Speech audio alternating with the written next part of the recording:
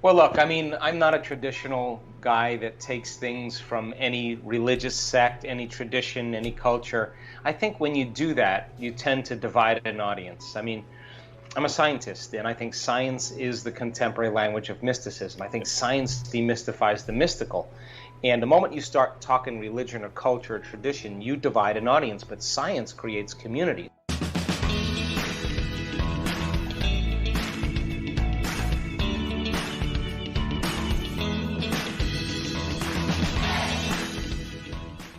So you combine a little quantum physics with a little neuroscience, a little neuroendocrinology, a little psychoneuroimmunology, a little epigenetics.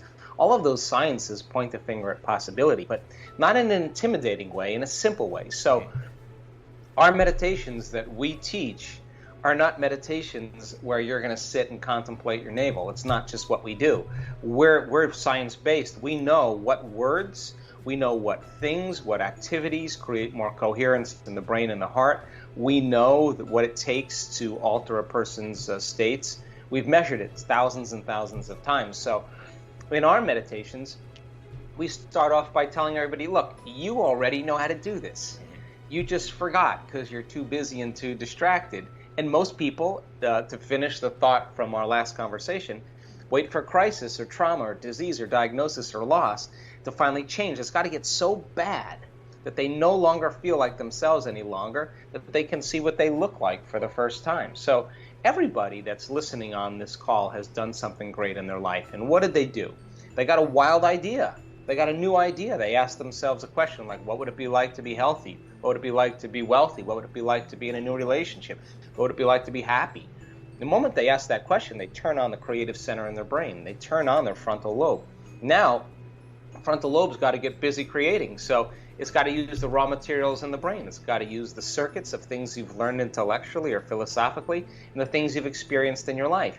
So the frontal lobe's got to answer the question. So it looks out over the landscape of the brain and it starts activating different circuits. And when it seamlessly pieces it together, you get a vision in your mind that's called an intention.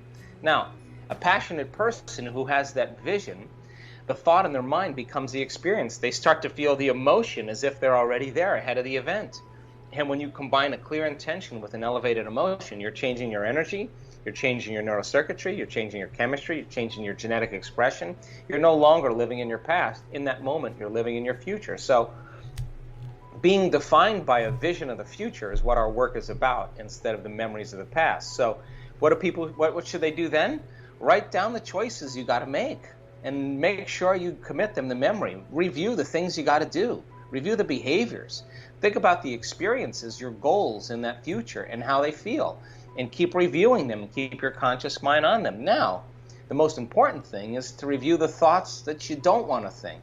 You know, I can't, it's too hard, I'll never change, this won't work for me, it's my mother's fault, it's my father's fault, it's my ex's fault, I don't feel like it, whatever it is. Write those thoughts down and become so conscious of those unconscious thoughts that you would never go unconscious or believe them again.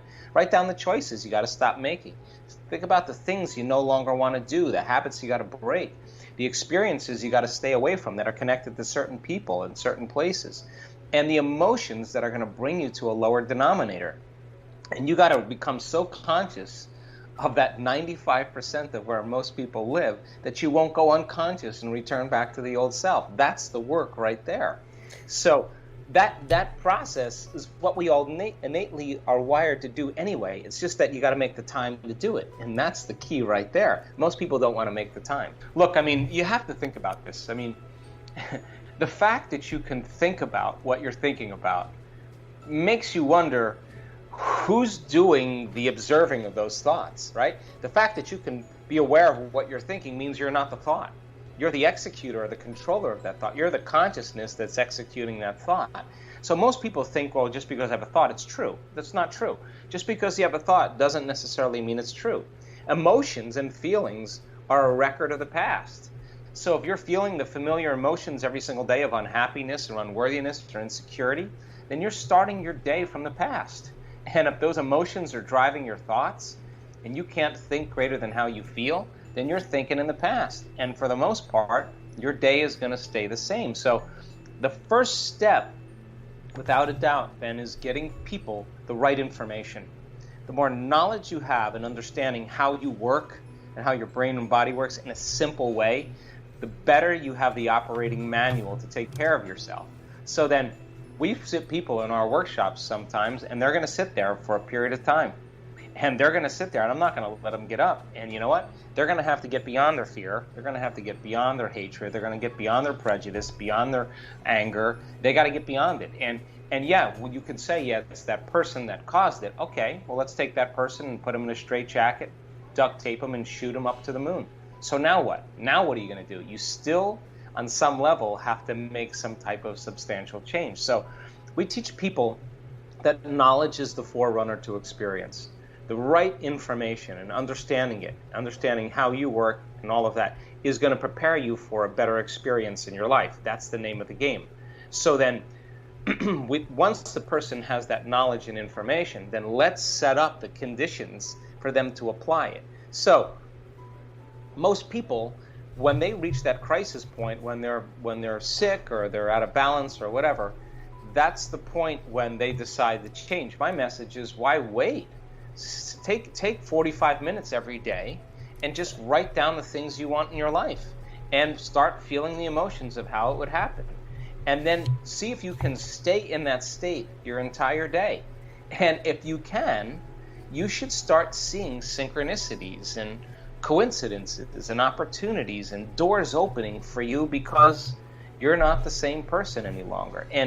And that's cool, because you don't have to be a physicist or a neuroscientist or an academic or a saint or a priest or a rabbi or any none. You just have to be a common person. Just like you learn any skill, once you learn how to do it, it gets easier and easier. And that's what I want for people, to make it easy. When you're living life, a lot of your attention is on your outer environment. And what is your outer environment made up of? Bodies, people, things, objects, places, and time. A lot of our attention is on our body, how we're feeling. Are we hungry? Are we tired? We're angry? We're frustrated? We have pain? And a lot of our attention is on time, like how much time do we have? Where do we have to go? What do we have to do? And it's the act of keeping your attention on your body, your environment, and time that all of a sudden keeps you separate from your inner world of thoughts and feelings. So that we love this idea of teaching people how to sit down and disconnect from their outer environment. If you're listening to soft music and you have your blindfolds on or your eyes closed, you're less likely to be influenced by your outer world. Mm-hmm. If you're sitting still and you're not getting up and moving and feeling and experiencing and tasting and smelling and eating, then less information is coming into you as well. And if you're not thinking about where you need to be tomorrow or what you have to do later or what happened yesterday, but you're in the present moment, meditation is the perfect way to make your inner world more real than your outer world. Now you can execute thoughts. Now you can drive your attention in a certain way. You can become aware while you're sitting there that you're sitting there and all of a sudden you're getting angry for no reason. Well, what's up with that? You're just sitting there and you're angry. That should tell you that your body on some level is craving that emotion. So when people start to understand they may be addicted to anger, and I'm allowing them to sit there and work with that anger and keep bringing their body back to the present moment, they're training their body. Just like you're training in your gym, you're training your body to no longer be the mind. And the act of doing that over and over again is you're training the animal. And sooner or later, the animal's going to go, I'm not the mind. You're the mind. I'm going to let go. And when it finally surrenders, the person gets a biological upgrade. And that biological upgrade happens in a matter of seconds. So I love this because you don't have you can't tell me you're too old to do this. You can't tell me you're too out of shape to do this. You can't tell me you're too sick to do this. You can't tell me your past was too brutal to do this, because I've seen transformation in all shapes and sizes. So if 95%, Ben, of who we are by the time we're 35 years old is a set of memorized behaviors, automatic unconscious habits, emotional reactions, beliefs, perceptions, and attitudes that function subconsciously like a computer program, then in order for us to change, then we got to dive into that operating system and become conscious of it. And the word meditation literally means to become familiar with. So you got to become familiar with those thoughts, those emotions, those behaviors, and become so familiar and conscious of them that you would never go unconscious again. And then you got to decide what thoughts you do want to fire and wire in your brain. You got to rehearse mentally who you're going to be. And the act of rehearsing and thinking about who you're going to be, planning your behaviors, begins to install the neurological hardware in your brain to look like that experience has already happened. Now your brain is no longer a record of the past. Now it's a map to the future. Now, if you keep doing it, firing and wiring, the hardware becomes a software program. And the next thing you know, you're thinking like a happy person. You're acting like an unlimited person because you would put the circuits in place. And then the last step is to teach your body emotionally what that future is going to feel like before it happens. And if you keep cultivating those states of mind and body, neurologically and chemically, it's going to begin to become familiar to you. And you're going to go from one personality to another. And the disease or the problem is going to exist in the old personality, and you're literally someone else. And the person doesn't have to visualize their cancer going away. They'll just tell you the cancer was in the other person. I'm somebody else. Can't live here. And the disease naturally goes away. So it's a side effect of a change. I mean, I have sat with my body, Ben, for hours, and I have watched my mind run all over the place.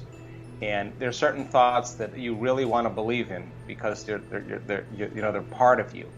But when you start really overcoming your own personal limitations, and you're no longer knee-jerking to the people and conditions in your life because you've been sitting there in your meditation, and your body is throwing the kitchen sink at you, and you're just saying, that's all you got, that's it, I'm gonna keep going.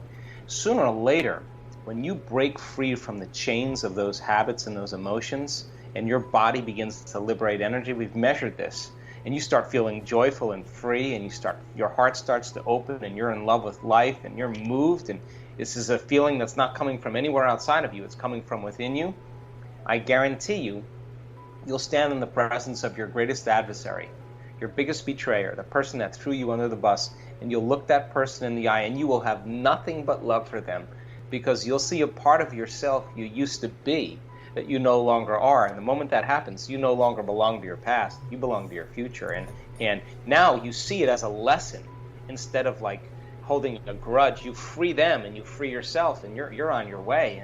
And that's called evolution. We only complain about our life when it's not working. Nobody complains about their life when they're joyful.